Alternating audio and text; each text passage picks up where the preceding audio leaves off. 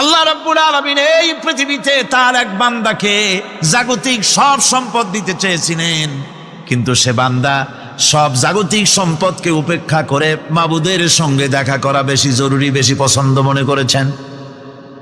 এতটুকুন কথা নবীজি বললেন, কেউ কিছু বুঝলো না। হযরতে আবু বকর রাদিয়াল্লাহু তাআলা আনহু হুজুরের এই কথা শুনে কাঁদতে কাঁদতে তিনি অস্থির হয়ে যাচ্ছেন। সাহাবীরা চিন্তা করলেন, হুজুর কার না কার কথা বলেছেন, তাতে কান্নার কি আছে? বয়োবৃদ্ধ জ্ঞান বৃদ্ধ হযরতে আবু বকর রাদিয়াল্লাহু তাআলা আনহু বুঝতে পেরেছেন এই পৃথিবীর সব সম্পদ তো আল্লাহ হুজুরকেই দিতে চেয়েছিলেন। তিনি সমস্ত সম্পদকে উপেক্ষা করে তার মাবুদের সঙ্গে দেখা করার জন্য প্রস্তুতি নিয়েছেন। তার মানে হলো আল্লাহ নবীর বিদায় হয়ে যাবেন, আমরা নবী থেকে এতিম হয়ে যাব। নবীজি ঘরের মধ্যে প্রবেশ করলেন, প্রচন্ড জ্বর এলো। এই প্রচন্ড জ্বর নিয়ে তিনি শুয়ে আছেন, কখনো বেহুশ কখনো হুশ। এর মধ্যে সারাজান হয়ে গেল। সাহাবীরা বহুক্ষণ অপেক্ষা করে হযরত আবু বকরের ইমামতিতে নামাজ শুরু করলেন। হুজুরের হুশ এলো, প্রশ্ন করলেন, আয়েশা রে এখন কোন সময়? হযরত আয়েশা বলেন, ইয়া রাসূলুল্লাহি মসজিদে নববীতে নামাজ শুরু হয়ে গেছে। সাহাবীরা অনেকক্ষণ অপেক্ষা করে আমার বাবার ইমামতিতে নামাজ পড়তেছে সবাই, কিন্তু সাহাবীরা কেঁদে কেঁদে নামাজের মধ্যেই কাঁদতে কাঁদতে অস্থির হয়ে যাচ্ছে। তাদের মনের ধারণা হয়েছে নবীজির পেছনে নামাজ পড়ার কিসমত থেকে তারা মাহরুম হয়ে গেল। নবীজি বলেন, আয়েশা দরজা খুলে দাও আর আমার মাথাটা একটু উঁচু করে ধরো, আমি একটু নামাজের দৃশ্যটা দেখি। দরজা খুলে দেওয়া হলো, নবীজির মাথা উঁচু করে ধরা হলো। নামাজের জামাতের দৃশ্য দেখে নবীজি আবার শুয়ে পড়লেন। হযরতে মা আয়েশা লক্ষ্য করে দেখেন নবীজির দুই চোখের কোনা দিয়া পানি পড়তেছে। মা আয়েশা জিজ্ঞেস করেন, ইয়া রাসূলুল্লাহ হে নামাজের দৃশ্য দেখে চোখে কেন পানি এলো? হুজুর বলেন, আয়েশা রে এটা কোনো দুঃখের পানি নয়, এটা তৃপ্তির পানি। এই যে জামাত নামাজ পড়তেছে লোকেরা, এই জামাত কায়েমের জন্য তায়েফের ময়দানে অনেক রক্ত আমার ঝরেছে। উহুদের ময়দানে দান্দান মোবারক শহীদ হয়েছে, সাহাবায়ে কেরাম জীবন দিয়েছে। এই যে জামাত আমি দেখতে পেলাম, ভবিষ্যতের একটা ছবি যেন চোখে ধরা পড়লো। আমার মনে হলো কিয়ামত পর্যন্ত এই পৃথিবীতে আমার যত উম্মত আসবে তারা এইভাবে করে জামাতে নামাজ আদায় করবে। নবীজি মাথার কাছে মালাকুল মউত যখন এসে গেছেন, আমার ভাইরা এই পৃথিবীতে যত নবীরা এসেছিলেন মৃত্যুর সময় সমস্ত নবীরা শেষ কথা যেটা বলেছেন হাদিস, সমস্ত নবীরা উম্মতের জন্য মৃত্যুর মুহূর্তে শেষ কথা যেটা বলেছেন সেটা হলো আসসালাত আসসালাত, নামাজ নামাজ। বিদায় মুহূর্তে মেয়ের কথা বললেন না, কলিজার টুকরা নাতির কথা বললেন না, জামাইয়ের কথা বললেন না, স্ত্রীর কথা বললেন না। মৃত্যুর সময় শেষ কথা বললেন আসসালাত আসসালাত ওয়া মা মালাকাত আইমানুকুম, নামাজ নামাজ, আমার উম্মতেরা নামাজ, আমার উম্মতেরা নামাজ ছেড়ে দিও না, নামাজ। যেই নবী উম্মতের জন্য এত কাঁদলেন, নামাজের জন্য এত কথা বলে গেলেন, আল্লাহ রাব্বুল আলামিন নামাজের জন্য এত নির্দেশ করলেন, নবীজি ইন্তেকালের সময় নামাজের কথা বলে দিলেন, সেই মুসলমান আজ নামাজ আদায় করে না। নামাজ পড়ে তো নামাজ শুদ্ধ হয় না। হযরতে হুযায়ফা রাদিয়াল্লাহু তাআলা আনহু তিনি একবার ইয়েমেন সফর করেছিলেন, এক মসজিদে নামাজ পড়লেন। একজনকে তিনি নামাজ পড়তে দেখলেন, নামাজ পড়তে দেখে তিনি অপেক্ষা করলেন। লোকটার নামাজ হয়ে যাওয়ার পর তিনি প্রশ্ন করলেন, আল্লাহর বান্দা তুমি কতদিন এরকমের নামাজ পড়তেছ? তিনি বললেন, প্রায় 40 বছর তো হবে আমি এরকম নামাজ পড়তেছি। হযরতে হুযায়ফা বলেন, তুমি কি আমারে চেনো? কয় না, চিনি না। হযরত হুযায়ফা বললেন, আল্লাহর বান্দা শোনো, আমি হচ্ছি আল্লাহর নবী মুহাম্মদুর রাসূলুল্লাহ সাল্লাল্লাহু আলাইহি ওয়াসাল্লামের সাহাবী হুযায়ফা। ও আল্লাহর বান্দা, তুমি যেভাবে নামাজ পড়েছো এইরকম যদি 40 বছর নামাজ পড়ে থাকো, আল্লাহর কসম করে বলি নবীজি যে নামাজ শিখাইছেন তোমার সে নামাজ হয় নাই, রাসূলুল্লাহ নামাজ হয় নাই। নামাজ পড়লেই হবে না। রাসূলুল্লাহ বলেছেন সাল্লু কামা রাআইতুমুনি উসাল্লি, নামাজ পড়ো সেইভাবে যেভাবে আমারে পড়তে দেখো। বিশ্বাস করুন ভাইরা, নামাজ যদি না হয়, হরতাল করিয়া, মিছিল করিয়া, বিক্ষোভ করিয়া, যে কোনো আন্দোলন করে ইসলামকে বিজয়ী করা যাবে না যতক্ষণ পর্যন্ত নামাজ সহি না হবে। নামাজ হচ্ছে ফাউন্ডেশন, নামাজ নাই কিচ্ছু নাই। ঠুকঠাক করে দুইটা সেজদা দিয়ে উঠে যাবেন, আপনার ইসলামী আন্দোলনের 4 পয়সার দাম নাই। নামাজ আগে, জিহাদের ময়দানেও নামাজ, যেখানে আছেন ওখানেই নামাজ পড়তে হবে, আর তা পড়তে হবে আদবের সাথে, মুহাব্বতের সাথে। এটা পাগলামি না, নামাজ সহিভাবে আদায় করতে হবে। নামাজ থেকে দাঁড়াবেন, রুকুত থেকে দাঁড়ায় গেলেন, বলবেন রব্বানা লাকাল হামদ, কোন রব্বানা লাকাল হামদ হামদান কাসীরান তাইয়িবান মুবারাকান ফিহি। একজন সাহাবী এই দোয়াটা পড়ছিলেন। নামাজ শেষ করে আল্লাহর নবী প্রশ্ন করলেন, নামাজের ভিতরে অতিরিক্ত এই কথাগুলি কে বলেছো?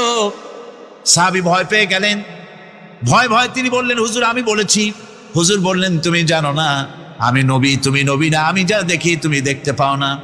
তুমি যখন এই দোয়াটা পড়তেছিলেন আমি লক্ষ্য করেছিলাম আল্লাহর রহমতের ফেরেশতারা প্রতিযোগিতা করতেছিল তোমার আমল নামায় কে কত বেশি নেকি লিখবে। রুকুতে দাঁড়ায়া এটা পড়বেন, সেজদায় চলে যাবেন, 2 সেজদার মাঝখানে ততক্ষণ বসে থাকবেন যতক্ষণ একটা সেজদার ভিতরে ছিলেন। পড়বেন আল্লাহুম্মা গফিরলি ওয়ারহামনি ওয়াহদিনি ওয়াআফিনি ওয়ারযুকনি। নামাজের মধ্যে দোয়া করতেছেন, আল্লাহ আমারে ক্ষমা করে দাও। এসব দোয়া সব হুজুরের। আমাকে ক্ষমা করো, আমাকে হেদায়েত দাও, আমাকে সুস্থ করো, আমাকে রহম করো, আমাকে রিজিক দাও। সুবহানাল্লাহ।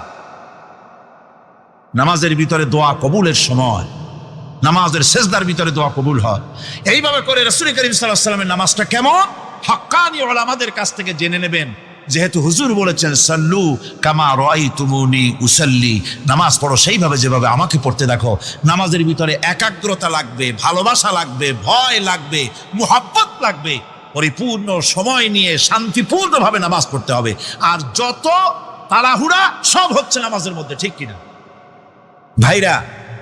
রাসূল করিম সাল্লাল্লাহু আলাইহি ওয়াসাল্লামের যে নামাজ, হুজুর যেভাবে নামাজ পড়েছেন হাদিসে যা পাওয়া যায়, হাদিসে বুখারীতে সব আছে, দেখে নিবেন, সেইভাবে নামাজটা আদায় করে নিবেন। কিয়ামতের দিন আল্লাহ রাব্বুল আলামিন সর্বপ্রথম বান্দাকে প্রশ্ন করবেন কি?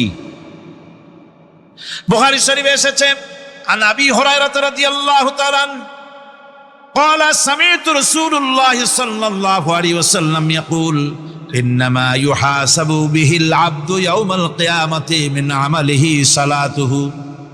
বুখারী শরীফের হাদিস, আল্লাহ রাব্বুল আলামিনের নবী বলেন, হযরত আবু হুরায়রা হাদিস খানা বর্ণনা করেছেন, তিনি বলেন যে আমি রাসূলের মুখে শুনেছি কিয়ামতের দিন আল্লাহ রাব্বুল আলামিন সর্বপ্রথম তার বান্দার কাছে প্রশ্ন করবেন, বান্দা নামাজ আদায় করেছিলি কিনা? নামাজ সর্বপ্রথম প্রশ্ন। যেরকম সর্বপ্রথম প্রশ্নটা কি? নামাজ। এই নামাজ আপনার বাচ্চাদেরকে যখন 7 বছর বয়স হবে নামাজের হুকুম করবেন। 10 বছরে নামাজ না পড়লে প্রহার করতে বলা হয়েছে। মেয়েদের মাসের ভিতরে কখনো কখনো তাদের যে সমস্ত মাসলা মাসাইল আছে সেই অনুযায়ী কখনো তাদের ক্ষমা আছে, বাকি তাদের নামাজ পড়তে হবে। আর পুরুষের জন্য পাগল হয়ে যাওয়া, বেহুশ হয়ে যাওয়া ছাড়া নামাজ মাপ নাই, নামাজ পড়তেই হবে। এই যে নামাজ, যে নামাজ না হলে ঈমান থাকবে না, ঈমান নষ্ট হবে, কিয়ামতে জাহান্নামে যাওয়া লাগবে, এসব কথা শোনার পর আজকের তাফসীরুল কোরআন মাহফিলে আমরা কি ওয়াদা করতে পারি যে আমরা মালাকুল মউত যতক্ষণ পর্যন্ত আমাদের মাথার কাছে না আসবে নামাজ ছেড়ে দেব না? এই ওয়াদা কি করতে পারি? 2 হাত উঁচু করুন, বলেন ইয়া আল্লাহ, আমি তোমার নামে শপথ করছি যতদিন মালাকুল মউত আমার মাথার কাছে না আসতেছে ততদিন পর্যন্ত ফরজ নামাজ, ফরজ রোজা ছেড়ে দেব না। ইয়া আল্লাহ, মৃত্যু পর্যন্ত আমার এই ওয়াদা পালনের তৌফিক আমাকে দান করো। আমিন। আল্লাহ পাক আমাদের এই ওয়াদা মঞ্জুর করুন, জোরে কোন আমিন। আলোচনার শেষ পর্যায়ে এখন আমরা মুনাজাতের দিকে যাব। দাঁড়ানো ভাইয়েরা সবাই বসেন, মুনাজাতের শরীক হন। আল্লাহ রাব্বুল আলামিন নামাজের জন্য আমাদেরকে দোয়া শিখাই দিয়েছেন। কোন সুবহানাল্লাহ। কে শিখাইছেন দোয়া? আল্লাহ পাক দোয়া শিখালেন, রব্বি জাআলনি মুকিমাস সালাতি ওয়া মিন যুররিয়াতি রব্বানা ওয়া তাকাব্বাল দুআ। আয় আল্লাহ, আমারে, আমার বিবি বাল বাচ্চারে নামাজের উপরে প্রতিষ্ঠিত করো। আল্লাহ তুমি দয়া করে দোয়া কবুল করো, জোরে কোন আমিন। ওই যে হযরত ইব্রাহিম আলাইহিস সালাম বলেছিলেন, ইন্নী ওয়াজ্জাহতু ওয়াজহিয়া লিল্লাযী ফাতারাস সামাওয়াতি ওয়াল আরদ। জানেন আপনারা? পড়েন, ইন্নী ওয়াজ্জাহতু ওয়াজহিয়া লিল্লাযী ফাতারাস সামাওয়াতি ওয়াল আরদ হানিফা ওয়া মা আনা মিনাল মুশরিকিন। নিশ্চয় আমার মুখ ঘুরায় দিলাম কার দিকে? যিনি আকাশ এবং জমিনের স্রষ্টা, সব কিছুর মালিক যিনি, তার দিকে আমি মুতাওয়াজ্জা হলাম। নামাজের অর্থই হচ্ছে মুতাওয়াজ্জা হওয়া, মুখ ঘুরিয়ে দেওয়া, চেহারা ঘুরিয়ে দেওয়া। আর নামাজের আরেক অর্থ হচ্ছে নিকটবর্তী থেকে আরো নিকটবর্তী হওয়া। আল্লাহ রাব্বুল আলামিন বলেন, নিকটবর্তী হতে হলে ওয়াসজুদ ওয়াকতারিব, সেজদা দাও আর সেজদার মাধ্যমে আমার নিকটবর্তী হয়ে যাও। সেজদা দিলেই আল্লাহর নিকটবর্তী হওয়া যায়। কোন সুবহানাল্লাহ। সাহাবী, আল্লাহ নবীর সাহাবী প্রশ্ন করেছেন, নবীজি, বান্দা কখন আল্লাহর নিকটবর্তী হয়ে যায়? নবীজি বলেছেন, বান্দা যখন সেজদা দেয় তখন আল্লাহর বান্দার মাঝে কোনো হিজাব থাকে না, একদম আল্লাহ পাকের নিকটবর্তী হয়ে যায় বান্দা যখন সেজদায় পড়ে যায়। সুতরাং নামাজ হচ্ছে নিকটবর্তী হওয়া, সালাত এটা হচ্ছে নিকটবর্তী হওয়া। নামাজ ফরজ হওয়ার কারণ হচ্ছে এই যে মানুষ আল্লাহর বান্দা বা গোলাম হিসেবে সৃষ্টি হয়েছে, তাই একমুখী হয়ে রবের বন্দিগি করা এটা হচ্ছে তার স্বাভাবিক একটা প্রকৃতি। আল্লাহ রাব্বুল আলামিন এই প্রকৃতির দাবি মিটাবার জন্যই নামাজের ব্যবস্থা করেছেন। মানুষের ফিতরত, মানুষের নেচার, মানুষের ফিতরত হচ্ছে এই যে কারো না কারো কাছে মাথা নত করা, হাত জোড় করা, মাথা নত করা, সার্বভৌমত্বের মালিক কাউকে মনে করা। হাত জোড় করতে হলে, মাথা নত করতে হলে, সার্বভৌমত্বের মালিক হিসেবে কাউকে গ্রহণ করতে হলে আল্লাহর বিকল্প কেউ আছে নাকি? ইসলামের মূল দাওয়াতটা হলো ফিতরত অনুযায়ী দাওয়াত দেওয়া হয়েছে।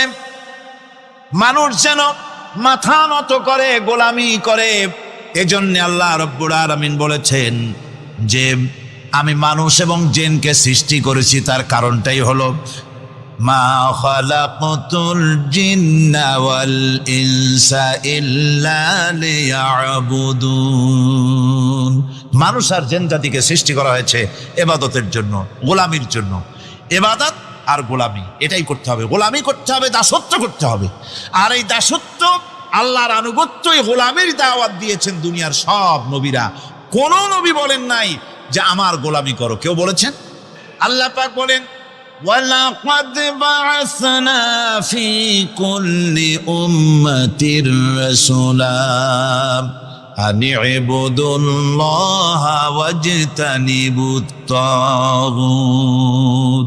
প্রত্যেক জাতির জন্য আমি রাসূল প্রেরণ করেছি, তারা মানুষকে দাওয়াত দিয়েছেন এই কথা বলে যে এক আল্লাহর গোলামি করো, তিনি ছাড়া কোনো ইলাহ নাই, আইনদাতা নাই, বিধানদাতা নাই, তার গোলামি, তার সামনে মাথা নত করে দাও। নামাজ হচ্ছে তাওহীদের অবশ্যম্ভাবী এক বহির্প্রকাশ। তাওহীদের জন্য তাওহীদবাদী মানুষ যারা, তাদেরকে নামাজ আদায় করতেই হবে। আকীদা বিশ্বাসের দিক থেকে তাওহীদ যদি হয় পুরা দ্বীনের মূল উৎস, তাহলে আমলের দিক থেকে নামাজ হচ্ছে পুরা দ্বীনের মূল ভিত্তি। নামাজ হচ্ছে আমলের মূল ভিত্তি। এর বাস্তবায়ন ছাড়া দ্বীন পূর্ণ হয় না। নামাজ মুমিনের কেবলমাত্র একটি উত্তম আমলই নয়, বরং নামাজ হচ্ছে ঈমানের মূল ভিত্তি। যার কাছে নামাজ নাই তার কাছে কিছুই নেই। রাসূল করিম সাল্লাল্লাহু আলাইহি ওয়াসাল্লাম বলেছেন যে নামাজ যে ব্যক্তি পড়ে না, আল্লাহ পাকের সাথে তার কোনো সম্পর্ক বাকি থাকে না। সুতরাং এই নামাজটা হচ্ছে এই যে একমাত্র একাগ্র চিত্তে আদবের সাথে আল্লাহর সামনে রুজু হয়ে যাওয়া। কোরআনে কারীম বলছি, মুনিবিনা ইলাইহি ওয়াত্তাকুহু ওয়া আকিমুস সালাতা ওয়া লা তাকুনু মিনাল মুশরিকিন। তোমরা আল্লাহর দিকে রুজু হয়ে যাও এবং তাকে ভয় করে অন্যায় কাজ থেকে বিরত থাকো, আর নামাজ কায়েম করো, মুশরিকদের অন্তর্ভুক্ত হয়ে যেও না। নামাজ কায়েম করা, নামাজের আদেশ কোরআনে কারীমের মধ্যে আল্লাহ পাক বহু জায়গায় করেছেন। ঈমানের পর নামাজই হচ্ছে সবচেয়ে বড় জরুরি। একজন মানুষ ঈমান আনলো, যেমন কালকে একজন ঈমান এনেছে, ঈমান আনার সাথে সাথে তার প্রথম কাজ কি বলুন? বলেন প্রথম কাজ কি? ফজরের নামাজের আগে একজন ইসলাম কবুল করলেন, তার প্রথম দায়িত্ব নামাজকে আদায় করে দেওয়া, ফজরের নামাজ পড়াম। জোহরের আগেই কেউ ঈমান আনলো, তার প্রথম দায়িত্ব জোহরের নামাজ আদায় করা। আসরের নামাজের আগে ঈমান এনেছে, তার প্রথম দায়িত্ব হলো আসরের নামাজ আদায় করা। তার মানে হলো ঈমান আনার পর একজন ঈমানদারের প্রথম দায়িত্ব হচ্ছে নামাজ। গুরুত্বপূর্ণ বিষয়, খুব ভালো করে শুনতে হবে, ইয়াদ রাখতে হবে প্রত্যেকটি মুসলমানের। এই নামাজ কি জিনিস, কেমনে আদায় করতে হবে, আদায় না করলে কি হবে, গুরুত্বপূর্ণ এই কথাগুলি প্রত্যেকের স্মরণ রাখতে হবে। কিয়ামতের দিন মানুষ যে জাহান্নামে যাবে, জাহান্নামের জন্য জাহান্নামে যে সব কারণে যাবে, তার মধ্যে বড় কারণ কালকে বলেছিলাম, দেখি মনে আছে নাকি? বড় কারণ কয়টা? কয়টা? আলহামদুলিল্লাহ মনে আছে। আল্লাহ রাব্বুল আলামিন বলেন, ইয়াতাসাআলুনা আনিল মুজরিমিন। কিয়ামতের দিন অপরাধীদেরকে জিজ্ঞেস করা হবে, মা সালাকাকুম ফি সাকার, জাহান্নামে কেন আসছো? জবাবে তারা বলবে, ক্বালু লাম নাকু মিনাল মুসাল্লিন ওয়া লাম নাকু নুতঈমুল মিসকিন। নামাজ পড়ি নাই আর এতিম মিসকিনদের খেতে দেই নাই, এই কারণেই জাহান্নামে এসেছি। কল নাউযুবিল্লাহ। নামাজ যারা পড়বে না জাহান্নামে যেতে হবে। কোথায় যেতে হবে? আপনি মুসলমান তা প্রমাণ হবে নামাজ দিয়ে। নামাজহীন ঈমানের দাবি মূল্যহীন। যার নামাজ নাই তার ঈমানের দাবি করার কোনো মূল্যই নেই। অনেক এরকম কথা বলে, হুজুর আমি মানুষটা নিতান্ত খারাপ না, যাই মনে করে, গ্রামে রাস্তা বানাইছি, ব্রিজ করে দিয়েছি, কালভার্ট করেছি, এতিম মিসকিনরে তাও মাঝে মধ্যে খাবার দেই, বিধবারে কাপড় চোপড় দেই, মানুষটা আমি নিতান্ত খারাপ না, তবে এই মাঝে মধ্যে একটু নামাজ পড়ি না, তাতে কি আমার ঈমান নষ্ট হয়েছে নাকি? আমি বলি, ভাই ঈমানই তো নাই, নষ্ট হবে কি? ঈমান থাকলে না নষ্ট হবে? ঈমান নাই। সুতরাং একজন মুসলমান যদি নামাজ না পড়ে, নিজেকে মুসলমান বলে দাবি করার কোনো হক তার নাই, দাবি করার অধিকার নাই। নামাজ হচ্ছে জিন্দিগি, নামাজটাই মূলত জিন্দিগি। নামাজটা কি? জিন্দিগি। আল্লাহ রাব্বুল আলামিন শেখাচ্ছেন, কুল ইন্না সালাতি ওয়া নুসুকি ওয়া মাহইয়ায়া ওয়া মামাতি লিল্লাহি রাব্বিল আলামিন। মুহাব্বতের সাথে সবাই পড়েন, কুল ইন্না সালাতি ওয়া নুসুকি ওয়া মাহইয়ায়া ওয়া মামাতি লিল্লাহি রাব্বিল আলামিন। বলো আমার নামাজ, বলো আমার নামাজ, আমার কোরবানি, আমার হায়াত, আমার মত সবকিছুই আল্লাহ রব্বুল আলামিনের জন্য নিবেদিত। আমার বেঁচে থাকা, আমার মরে যাওয়া সব আল্লাহর জন্য। সে আল্লাহ রব্বুল আলামিন, তার জন্য সবকিছু নিবেদিত করতে হবে। আল্লাহ পাকের গোলাম আমাদের বানিয়েছেন, আল্লাহ আমাদের গোলামি করা লাগবে।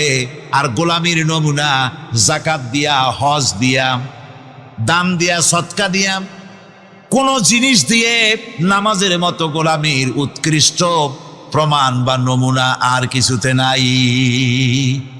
বাদশাহ হোক, মন্ত্রী হোক, পীর হোক, মওলানা হোক, মুহাদ্দিস হোক, বড় লোক হোক, গরিব হোক, পুরুষ হোক, নারী হোক, যাই হোক, নামাজে দাঁড়াইলো একেবারে কান্ডারে ধরিয়া, কানের কাছে হাত দিয়া, হাত দুইটা বাঁধিয়া মাথা নিচের দিকে দিয়ে দাঁড়ায় গেল। কিসের মতো?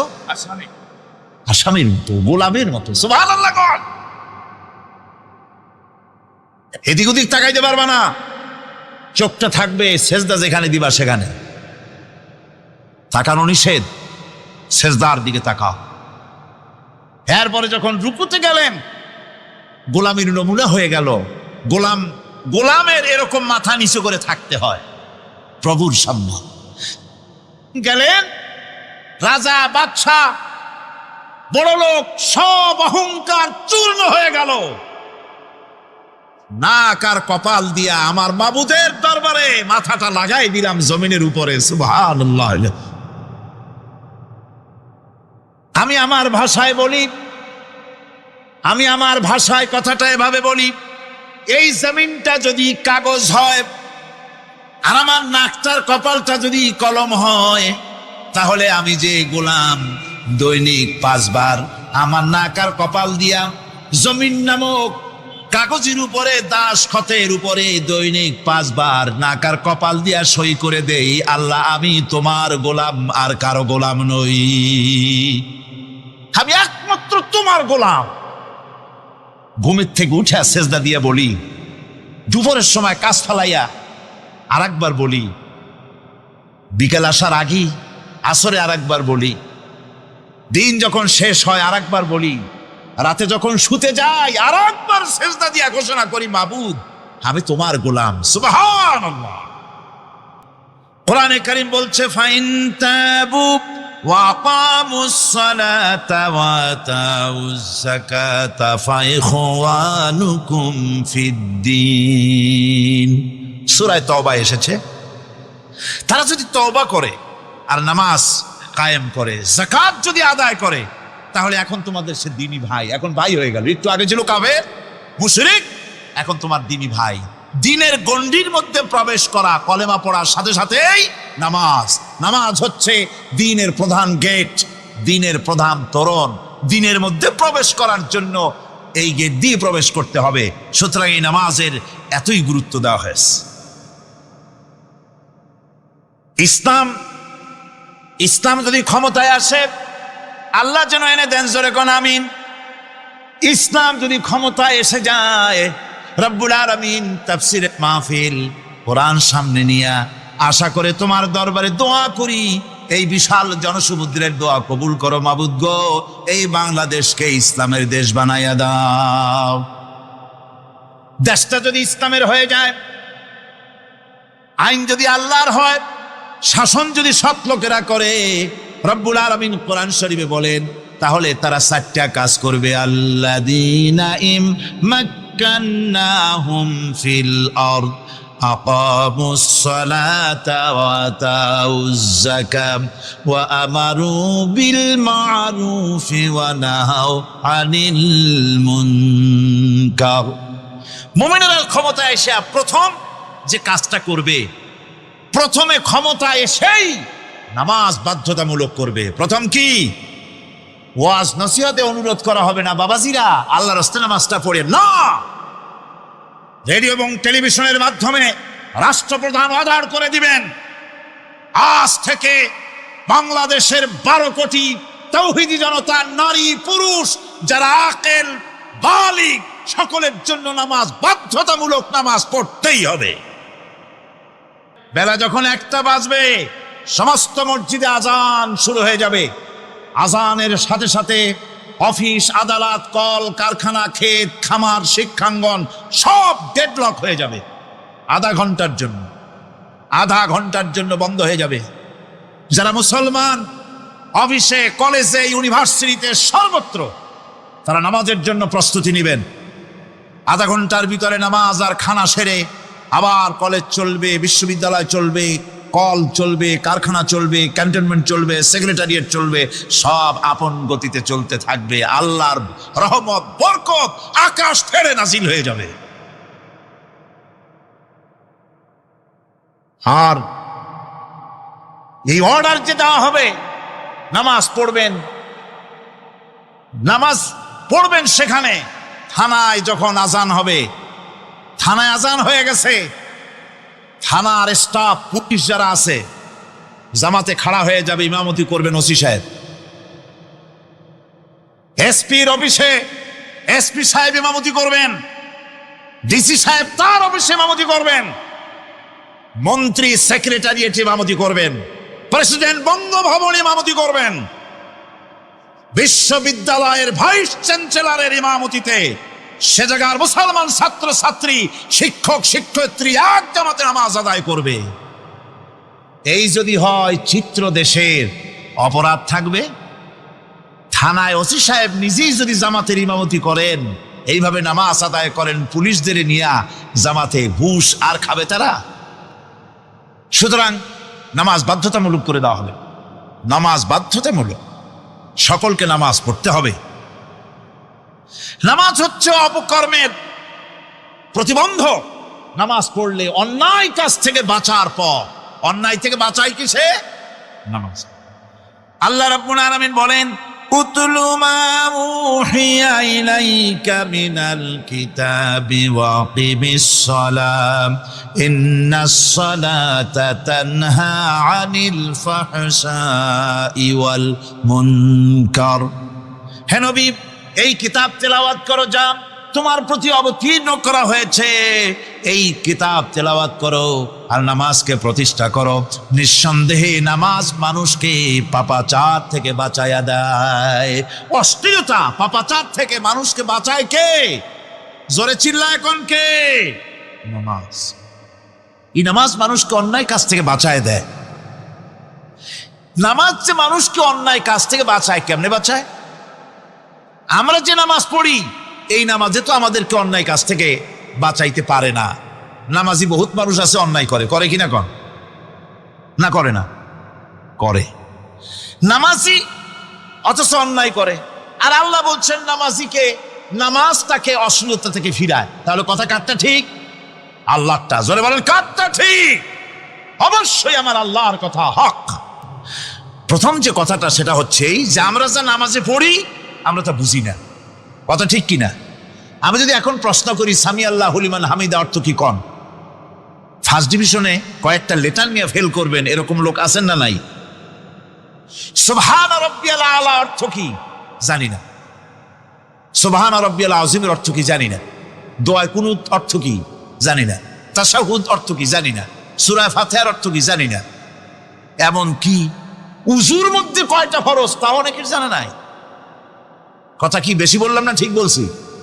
একজনে জিজ্ঞেস করলো, মিয়া উযুতে কয় ফরজ? ভাই হুজুর কি মনে করেন যে বুঝি জানি না? এটা তো সাধারণ ব্যাপার, বলেন না কয় ফরজ? উযুতে তো 17 ফরজ।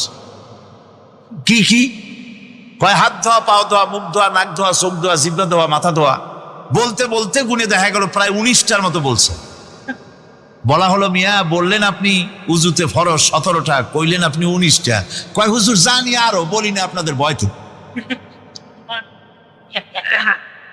উযু জানে না, নামাজ জানে না, তাকে এই নামাজ কেমনে ফিরাবে অন্যায় কাজ থেকে? কথা বুঝতে পেরেছেন? নামাজে আল্লাহু আকবার বললাম, এরপরে সানা পড়লাম, তারপরে সূরা ফাতিহা পড়লাম। সূরা ফাতিহার ভেতরে যে সমস্ত কথাগুলি বললাম সেই কথাগুলি বুঝি না, কি বলেছি তাও জানি না। এরপরে সুবহান রাব্বিয়াল আলা বলেছি, সুবহান রাব্বিয়াল আযীম বলেছি, সামি আল্লাহু লিমান হামিদা বলেছি, অর্থ কি জানি না। আল্লাহ তা শুনতে পান, যে ব্যক্তি আল্লাহর প্রশংসা করেন তিনি তা শুনতে পান। নামাজের মধ্যে আইডিয়া দেওয়া হচ্ছে, তুমি যে আল্লাহর জন্য নামাজ পড়তেছো, প্রশংসা করতেছো, এটা এমন নয় যে আল্লাহ পাক দেখছেন না বা শুনতেছেন না। তুমি যা বলতেছো, প্রশংসা করতেছো, আল্লাহ পাক তা শুনতে পাচ্ছেন। সামি আল্লাহু লিমান হামিদা। সুবহান রাব্বিয়াল আলা। আমি মহান সর্বশ্রেষ্ঠ আল্লাহ রাব্বুল আলামিনের পবিত্রতা ঘোষণা করছি, আমি তার প্রশংসা করছি। সূরা ফাতিহার কি আমরা বলি আপনারা ব্যাখ্যা দেখে বুঝে নিয়েন, সেগুলি আমি এখানে বলে বাকি কথা সব শেষ করতে পারবো না। নামাজে কি পড়েন সেটা যদি জানতেন, অবশ্যই আল্লাহ রাব্বুল আলামিনের কথা কার্যকরী হয়ে যেত। ইন্নাস সালাতা তানহা আনিল ফাহশাই ওয়াল মুনকার। নামাজ মানুষকে পাপের কাজ, অশ্লীলতা থেকে ফিরাতে পারে। আল্লাহ ইন্না বসায়ছেন, নিশ্চয়ই, বেশক, অবশ্যই নামাজ পাপ থেকে ফিরাবে। কিন্তু কেমনে ফিরাবে নামাজ তো বুঝি না, নামাজ তো বুঝি না। খালি সেজদা দেয় জনমের মতো। আর সেজদা কি? নামাজে যদি দেখে ইমাম দেরি করতেছে, আত্তাহিয়াত পড়তে দেরি হয়ে যাচ্ছে, পিছন থেকে সিগন্যাল মারে, ঠিক কিনা? বেয়াদব, বেয়াদব। তোমার নামাজ, তোমার আত্তাহিয়াত আগে শেষ হয়েছে, তাতে কি হয়েছে? চুপ করে বসে থাকো। ইমামকে কাশি দিয়া সতর্ক করার অধিকার তোমার নাই। দুনিয়ার সমস্ত পয়গম্বর অত্যাচারিত হলেন, শুধু তাই নয়, বিশ্ব নবী, আখিরি জামানার পয়গম্বর নবী মুহাম্মদ রাসূলুল্লাহ সাল্লাল্লাহু আলাইহি ওয়াসাল্লাম জাতির কাছে আসলেন। তিনি এসে বললেন, ইয়া আইয়ুহান নাস কুলু লা ইলাহা ইল্লাল্লাহ। প্রথম দাওয়াত, প্রথম দাওয়াত। শুনছেন কথা? রাসূলুল্লাহ বলছেন, ও জাতি, আমার রাসূল তো মক্কার রাসূল না শুধু, মদিনার রাসূল না শুধু, আরবি ভাষাভাষীদের রাসূল না শুধু, আমার নবী কি নবী? চিল্লায় বলে। তাই তিনি বলেছেন, ও বিশ্বের মানবতা, বিশ্বের মানব গোষ্ঠী, যদি মুক্তি পেতে চাও, নাজাত পেতে চাও, উচ্চারণ করো, বিশ্বাস করো, আমল করো, বলো লা ইলাহা ইল্লাল্লাহ। জোরে পড়েন, লা ইলাহা ইল্লাল্লাহ, লা ইলাহা ইল্লাল্লাহু মুহাম্মাদুর রাসূলুল্লাহ। আবু জাহেল বুঝছিল কলেমার অর্থ? কথা বলেন না কেন? আবু জাহেল বুঝছিল? উতবা, সাইবা, মুগিরার গোষ্ঠীরা বুঝছিল? বুঝেছে। তারপরে তারা চিন্তা করলো যে সর্বনাশ তো করছে, লা ইলাহা, কোন ইলাহ নাই, আইনদাতা নাই, বিধানদাতা নাই, তাহলে আমরা কি ঘরে বসে বসে কি করব? উনি নতুন একজন ইলাহ নিয়ে আসছে, আল্লাহ ছাড়া কোন ইলাহ নাই, তাহলে আমাদের কাজটা কি? বলল, আবু তালেব, তুমি তো কুরাইশদের নেতা, তোমার ভাইয়ের ছেলে কয়টাই কি? কি আশ্চর্যজনক কথা! লা ইলাহা ইল্লাল্লাহ, আল্লাহ ছাড়া কোন ইলাহ নাই, তা আমরা করব কি? তোমার ভাতিজাকে বুঝাও লা ইলাহা ইল্লাল্লাহ দাওয়াত বন্ধ করে দিক, এর বিনিময়ে টাকা লাগে টাকা দেব, সোনা লাগে সোনা দেব, যত সুন্দরী মেয়ে চায় তাও দেব, নেতৃত্ব চায় তাও দেব, তবু যেন কালেমার দাওয়াত না দেয়। আসিনে কা হাদিসে আছে কিনা? নবীজি যখন বাড়ি ফিরলেন, চাচা আবু তালেব নিজের পরিজাত টুকরা সন্তান হযরত জাফর আলীর চাইতে তিনি ভালোবাসতেন কলিজার মতো করে মুহাম্মদ সাল্লাল্লাহু আলাইহি সাল্লামকে। বলছে, বাবা, এমন কথা কেন বলো যাতে লোকেরা খেপে যায়? এই কথাগুলি বলো না। ওরা আমার কাছে এই সব প্রস্তাব দিয়ে গিয়েছে। রাসূলুল্লাহ প্রস্তাব শুনে এগ্রি করলেন। জি, আমার নবী বলেন, ও আমার চাচা আবু তালেব, প্রস্তাবকারীদেরকে শুনিয়ে দিন। হুজুরের সাথে তখন অনেক লোকজন, নাকি অনেক অস্ত্রপাতি, কিচ্ছু নাই, আল্লাহর শক্তি ছাড়া কিছুই না। আমার নবী বলেন, ও আমার চাচা আবু তালেব, প্রস্তাবকারীদেরকে শুনিয়ে দেন। যেটা দেওয়া সম্ভব সেটা তো দূরের কথা, যেটা দেওয়া সম্ভব নয় তাও যদি তারা দিতে পারে আমারে, যেমন আকাশের সূর্যটা ধরে এনে ওরা যদি আমার ডান হাতে তুলে দেয়, আকাশের পূর্ণিমার চাঁদটা ধরে যদি বাম হাতে আমার তুলে দেয়, এর বিনিময়ে এক মুহূর্তের জন্য তাওহীদের দাওয়াত আমি বন্ধ করে দেব না। সুবহানাল্লাহ। রাসূল করিম সাল্লাল্লাহু আলাইহি ওয়াসাল্লাম তাদের এই প্রস্তাবকে যখন গ্রহণ করলো না, কাফেরেরা বুঝলো, আমি আগেই বলেছি 3 শ্রেণীর লোক বাধা দিয়েছে। কয় শ্রেণী? প্রথম শ্রেণী কি? রাষ্ট্র শক্তি, তাদের হাতে অস্ত্রপাতি তো খুব শক্তি। আল্লামা সৈয়দ আবু দাদা মওদুদী রাহমাতুল্লাহ আলাইহি তিনি এক জায়গায় লিখেছেন, স্বৈরাচারীরা তার পতনের সমস্ত ছিদ্র বন্ধ করে, কিন্তু একটা ছিদ্র বন্ধ করতে পারে না, মনের ভুলে সে ছিদ্রটা থেকেই যায়, যেই ছিদ্র দিয়ে আসলে তার পতনটা হবে। ক্ষমতায় গিয়ে মনে করে চিরকাল ক্ষমতায় থাকবো। ভারতের প্রধানমন্ত্রী পণ্ডিত জওয়াহরলাল নেহেরু রাঁচি পাগলা গারদে গিয়েছেন, মেন্টাল হসপিটাল। পাগলেরা নেহেরুকে দেখে আশ্চর্য হয়ে গেছে, এত সুন্দর মানুষ, মাথায় কিস্তি টুপি, গায়ে শেরওয়ানি, মুসলমানি ড্রেসই আলাদা। যদিও তিনি হিন্দু ছিলেন, পরেছেন মুসলমানি ড্রেস। শেরওয়ানি কাদের পোশাক? কাদের পোশাক? হাতে ছড়ি নিয়ে হাঁটা, স্টাইল করে, সুন্দর পাজামা, সুন্দর টুপি, সুন্দর সাজসজ্জা করে, মুসলমানদের ড্রেস। এই ড্রেস পরে তিনি গিয়েছেন, সবসময় যে ড্রেস তিনি পরতেন। পাগলেরা জিজ্ঞেস করছে, তুমি কে গো? উনি বলছেন, আমারে চেনো নাই? আমি ভারতের প্রধানমন্ত্রী পণ্ডিত জওয়াহরলাল নেহেরু। পাগলেরা বলছে, ও সেই কথা। আমরাও যখন এই বিদ্যালয়ে আসছিলাম, এই তোমার মতো লম্বা লম্বা কথা আমরাও বলছি। থাকো আমাদের সাথে কিছুদিন, তোমার মাথাও ঠান্ডা হয়ে যাবে।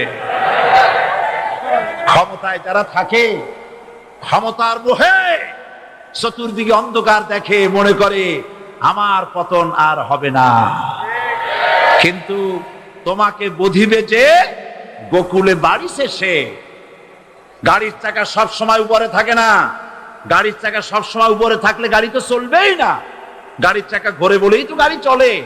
সুতরাং এই উপরে, তোমার চাকা উপরে এখন আছে বলে হযরত সুমাইয়া রাদিয়াল্লাহু তাআলা আনহা কি নির্মম ভাবে, নিষ্ঠুর ভাবে তাকে শহীদ করা হলো। খাব্বাব, খুবাইব, হযরত খাব্বাব রাদিয়াল্লাহু তাআলা আনহুকে দেখে হযরত ওমর একদিন বলছিলেন, খাব্বাব তোমার পিঠে এত গর্ত কেন? এত গর্তওয়ালা পিঠ আর এত চিকুন কোমর আমি তো জীবনেও দেখিনি। হযরত খাব্বাব বলেছেন, ওমর জানো না, ইসলাম কবুল করার অপরাধে, কালেমা পড়ার অপরাধে কাফির বেঈমানেরা আমাকে মারধর করেছে। যখন আমি তাদের মারে কালেমা ছাড়ি নাই, তখন আগুন জ্বালায়া আগুনের আংটার উপরে, আংটা আগুনের উপরে আমাকে চিৎ করে শোয়ায়া, আমি যেন নড়াচড়া করতে না পারি সেজন্য আমার বুকের উপরে পাথর চাপা দিয়া রেখেছে। আগুনে কষ্ট পুড়ে পুড়ে আগুন ভিতরে ঢুকেছে, গায়ের রক্ত আর চর্বি গলে গলে পড়ে আগুনগুলো নিভেছে। ওই পিঠে যে গর্ত হয়েছে আজও পর্যন্ত সেই গর্ত মিটে যায় নাই। হযরত খাব্বাব রাদিয়াল্লাহু তাআলা আনহু বলছেন, বুখারী শরীফে হাদিসে ভাবে এসেছে, ওয়ান খাব্বাব বিনুল আরিত রাদিয়াল্লাহু তাআলা আনহু আন্নাহু ক্বাল শাকাউনা ইলা রাসূলিল্লাহ সাল্লাল্লাহু আলাইহি ওয়াসাল্লাম ওয়া হুয়া মুতাওয়াসসাদুন বুরদাতুন লাহু ফি জিল্লিল কাবা। আমি গেলাম রাসূলুল্লাহর কাছে, যে দেখি হুজুর বাইতুল্লাহ শরীফের ছায়ায় আর মা আরাম ফরমাচ্ছেন। আমি কাছে গিয়া বললাম, আলা তাস্তানসিরু লানা, আলা তাদউ লানা ইয়া রাসূলুল্লাহ। হে রাসূল, আপনি কি আমাদের জন্য দোয়া করবেন না? আপনি কি আমাদের জন্য আল্লাহর কাছে সাহায্য প্রার্থনা করবেন না? মার খেয়ে খেয়ে তো শেষ হয়ে গেলাম। শুনতেছেন আপনারা? আল্লাহর নবী উঠে বসলেন, বললেন, খাব্বাব শোনো, তোমাদের আগে যারা এই পৃথিবীতে এসেছিলেন দ্বীনের দাওয়াত দেওয়ার জন্য, সমকালীন রাষ্ট্র শক্তি তাদেরকে ধরতো, ফায়ুখাজুর রাজুলু ফায়ুহফারু লাহু ফিল আরদ সুম্মা ইউতা বিল মানশাব, এরপরে করাত আনা হতো, ফায়ুদাউ আলা রাসিহি, এরপরে করাতটা মাথার উপরে রাখা হতো, ফায়ুজালু নিসফাইন, এরপরে করাত দিয়া চিরে চিরে জীবিত মানুষটাকে দ্বিখণ্ডিত করে ফেলে দিত। মা ইয়াসুদ্দুহু যালিকা আন দীনি, এত কষ্ট দেওয়ার পরেও, এত জুলুম করার পরেও দ্বীনের দায়ীদেরকে এক চুল পরিমাণ আল্লাহর রাস্তা থেকে তারা সরাই দিতে পারে নাই। ওয়াল্লাহি, ও খাব্বাব, আমি আমার আল্লাহর নামে কসম করি। ও মুসলমান, কে কসম করতেছে? আল্লাহ রাসূল। আমি আমার আল্লাহর নামে কসম করি, ওয়াল্লাহি লা ইউতাম্মান্নাল্লাহু হাযাল আমর হাত্তা ইয়াসির রাকিবু মিন সানা ইলা হাদরামাউত। সেদিন বেশি দূরে নয়, ইয়েমেনের রাজধানী সানা থেকে শুরু করে সৌদি আরবের হাদরামাউত পর্যন্ত হাজার হাজার মাইল, এই দীর্ঘ পথে যুবতী নারী তার সৌন্দর্যের পশ্চা নিয়া, আর ধনাঢ্য ব্যক্তিরা, সওদাগরেরা তাদের টাকা পয়সা নিয়া একাকে নিয়ে অথবা দলবদ্ধ ভাবে মানুষেরা যাতায়াত করবে। লা ইয়াখাফু ইল্লাল্লাহ, মানুষের মনের মধ্যে কোনো ভয় থাকবে না। এমন একটা সময় আসবে, ওয়ালাকিন্নাকুম তাস্তাজিলুন, অথচ তোমরা বড্ড তাড়াহুড়ো করছো। তাড়াহুড়ো করো না, অপেক্ষা করো, ধৈর্য ধরো, মার খাও, জেলে যাও, শহীদ হও, আল্লাহর রাজ কায়েম হবেই হবে।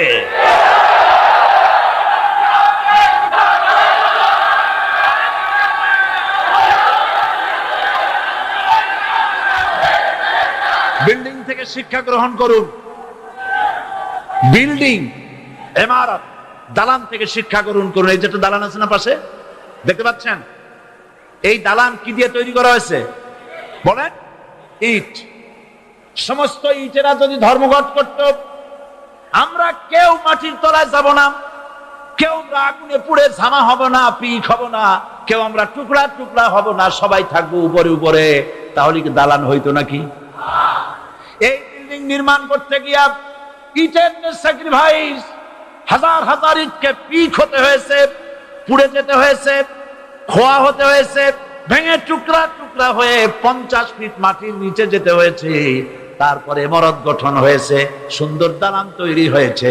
যারা ইসলামী শাসন চান, আল্লাহর দ্বীনকে বিজয়ী দেখতে চান, তাদেরকে অসংখ্য মানুষকে পোড়াইটের মতো জেলখানায় পুড়ে পুড়ে মরতে হবে, অসংখ্য মানুষকে ফাঁসির কাস্তে ঝুলতে হবে, গায়ের রক্ত দিতে হবে, শহীদ হতে হবে, তারপরে ইসলামের ইমারতটা কায়েম হয়ে যাবে।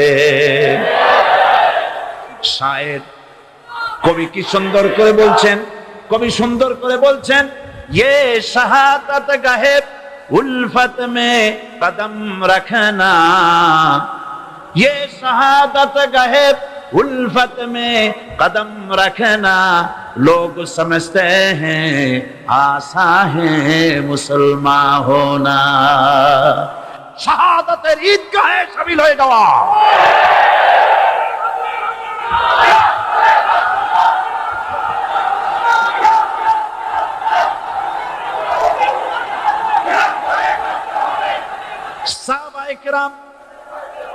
সাহাবায়ে কেরাম মার খেলেন, এবার স্বয়ং আল্লাহর নবীর গায়ে হাত তুলল।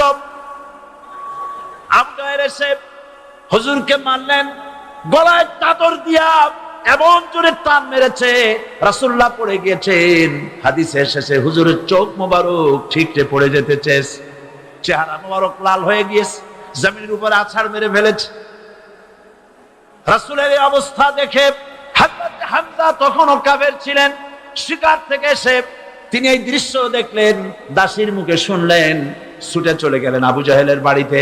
যায় বলে, আবু জাহেল রে, তুই মুহাম্মদ সাল্লাল্লাহু আলাইহি ওয়াসাল্লাম মেরেছিস, বল কেন মারলি? এমন ভালো মানুষ তো জীবনে চোখে দেখি নাই, যিনি কোনো মিথ্যা কথা বলেন না, ভালো ভালো কথা বলেন, এক আল্লাহর গোলামি করার জন্য বলেন। এই সব ভালো কথা বলার জন্যই তুই তারে মারলি নাকি?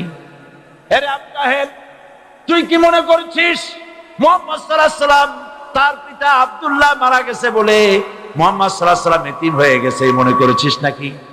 জেনে রাখ, মুহাম্মদ সাল্লাল্লাহু আলাইহি ওয়াসাল্লামের পিতা আব্দুল্লাহ মারা গেছে, কিন্তু চাচা হামজা তো মরে যায় নাই। হাতের ধনুক দিয়া এমন জোরে আঘাত মারলেন, আবু জাহেলের মাথা ফেটে রক্ত ফিনকি দিয়ে বেরিয়ে এলো। হযরতে হামজা ঘরে ফিরে এসে রাসূল করিম সাল্লাল্লাহু আলাইহি ওয়াসাল্লামের মস্তক মোবারক কোলে উঠায় নিলেন আর বললেন, বাবা তোমাকে মেরেছে বলে আমি আবু জাহেলের মাথাটা ফাটাই দিয়ে আসছি, তুমি খুশি হও। হুজুর বলছেন, চাচা কার মাথা ফাটাইছো এইটা বলে আমারে খুশি করতে পারবা না। হুজুর বলেন, হামজা চাচা গো, আমি খুশি হব যদি একটিবার চাচা তোমার মুখে শুনতে পাই ঈমানের কালেমা। হযরত হামজা বলেন, মুহাম্মদ সাল্লাল্লাহু আলাইহি ওয়াসাল্লাম, আমি বুঝতে পেরেছি তুমি কোনো সাধারণ মানুষ নও। সাধারণ মানুষ হলে পরে তুমি প্রতিশোধে বিশ্বাসী হতে, খুশি হতে। প্রতিশোধে বিশ্বাসী হও নাই, তুমি অবশ্যই আল্লাহর নবী, কোনো সন্দেহ আমার নাই। তুমি সাক্ষী থাকো, আমি পড়ে নিলাম, লা ইলাহা ইল্লাল্লাহু মুহাম্মাদুর রাসূলুল্লাহ। জোরে লা ইলাহা ইল্লাল্লাহু মুহাম্মাদুর রাসূলুল্লাহ। ঘাবড়াবার কারণ নাই। এর অর্থ এই নাই যে আপনারা কালেমার দাওয়াত দিবেন আর রাষ্ট্রশক্তি আপনারা পিটাইতেই থাকবে, আপনার কোনদিন আপনার সুদিন ফিরে আসবে না। বিষয়টা কি এমন না? আমার আল্লাহর ওয়াদা শুনুন, ওয়ালা তাহিনু ওয়ালা তাহজানু ওয়া আনতুমুল আলাউনা ইন কুনতুম মুমিনিন। মুমিন যদি হও আমি তোমাদেরকে বিজয় দান করব। সুবহানাল্লাহ বলে। আর যদি আমাদের উপরে বিপদ এসে থাকে তাহলে তার একমাত্র কারণ পূর্ণাঙ্গ ঈমানের অভাব আমাদের মধ্যে রয়েছে, ঠিক কিনা? আজ পৃথিবীতে সবথেকে মার খায় কারা? চিল্লায় বলো। আলজেরিয়ায় কারা? বসনিয়ায় কারা? চেচনিয়ায় কারা? প্যালেস্টাইনে কারা? প্যালেস্টাইনের মুসলমানদেরকে মেরে মেরে শেষ করে দিল। দেখছেন ছবিতে? আল্লাহ পাক কোরআন শরীফের মধ্যে বলেছেন, একজন যদি হও ইমানদার মুত্তাকি 10 জনের উপরে বিজয়ী হবে। 10 জন যদি হও 100-এর উপরে বিজয়ী হবে। 100 যদি হও 1000-এর উপরে বিজয়ী করব। জোরে বলেন সুবহানাল্লাহ। কবি বলতেছেন, ফিজায়ে বদরে পয়দা কুন ফেরেশতে তেরি নুসরত কো উতার সকতে গর্দুঁ সে কতর আন্দর কতর আবি। বদরের মুসলমানদের মতো ঈমান আনো, তাহলে আকাশ থেকে কাতারে কাতারে ফেরেশতা নাজিল করে দিয়ে আল্লাহ পাক তোমাদেরকে সাহায্য করবেন। সুবহানাল্লাহ। সে আল্লাহ আছে না নাই? জোরে বলেন, আছে না নাই?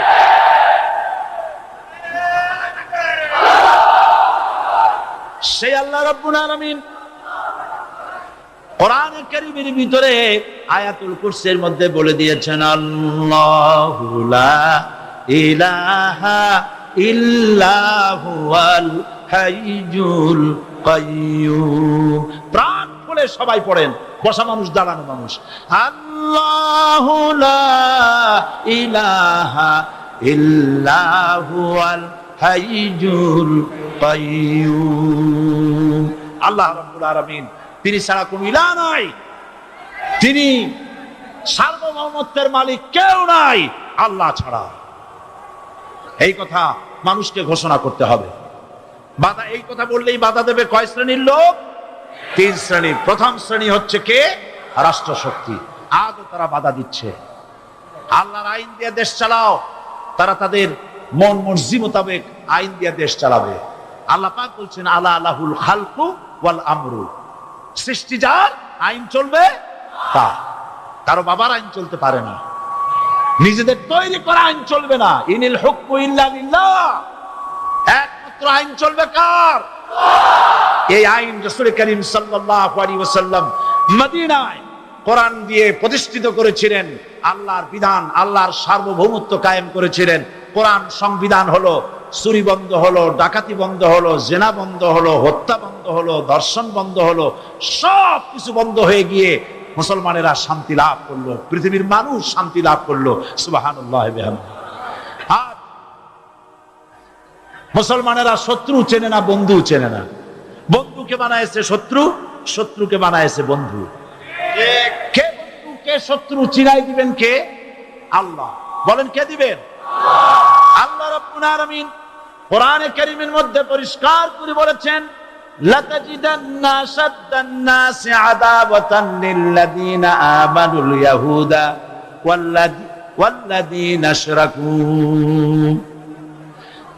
আল্লাহ পাক বলছেন, হে রাসূল, মানুষের ভিতরে দুইটা শ্রেণী মুমিনদের জন্য সবথেকে জঘন্য দুশমন। কয়টা শ্রেণী? দুইটা। একটা হলো ইহুদ আর একটা হলো মুশরিক। একটা হলো ইহুদি আর একটা হলো মুশরিক। আজান কি দেয়নি, তুমি মৌলবাদী ছাড়া হওনি। জন্মের পরে কানে আজান কি দেয়নি, তুমি মৌলবাদী ছাড়া হওনি। তবে মরণের পরে জানাজা পড়াবে, মরণের পরে জানাজা পড়াবে, তখন কোথায় পালিয়ে যাবে? বিদ্রোহী বিপ্লবী মৌলবাদী কেন জঙ্গিবাদী? বিদ্রোহী বিপ্লবী মৌলবাদী কেন জঙ্গিবাদী? বেহায়া নারী এই কেমন কথা, বোরকা দেখলেই মাথায় ব্যথা। বেহায়া নারী এই কেমন কথা, বোরকা দেখলেই মাথায় ব্যথা। তবে পর্দার কথা যদি বলি, তবে পর্দার কথা যদি বলি, তখন হই আমি ফতোয়া বাজে। বিপ্লবী বিদ্রোহী মৌলবাদী কেন জঙ্গিবাদী? বিপ্লবী বিদ্রোহী মৌলবাদী কেন জঙ্গিবাদী? সত্যের পক্ষে গান গায় বলে আমি বিদ্রোহী, সত্যের পথে ডাকি বলে আমি বিপ্লবী। কোরআনের কথা বলি তাই বলে আমাকে মৌলবাদী, কোরআনের কথা বলি তাই বলে আমাকে মৌলবাদী। জিহাদের কথা বলি তাই বলে আমাকে জঙ্গিবাদী।